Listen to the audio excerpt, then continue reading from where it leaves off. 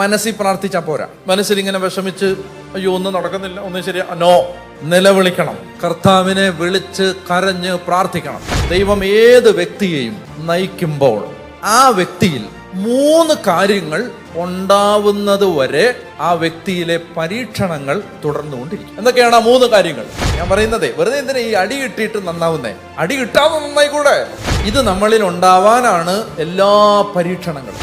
ഒരു മനുഷ്യൻ നിലവിളിക്കുമ്പോൾ അവൻ ബോട്ടം ലെവലിൽ ഏറ്റവും ലോവസ്റ്റ് പോയിന്റിലേക്ക് എത്തുകയാണ്. നിലവിളിക്കുമ്പോൾ എന്ന് പറഞ്ഞാൽ എന്നെ കൊണ്ടൊന്നും പറ്റത്തില്ല, ഞാൻ അങ്ങേയറ്റം ഒഴിച്ചു കളഞ്ഞ വെള്ളം പോലെയായി എന്ന് സങ്കീർത്തനം.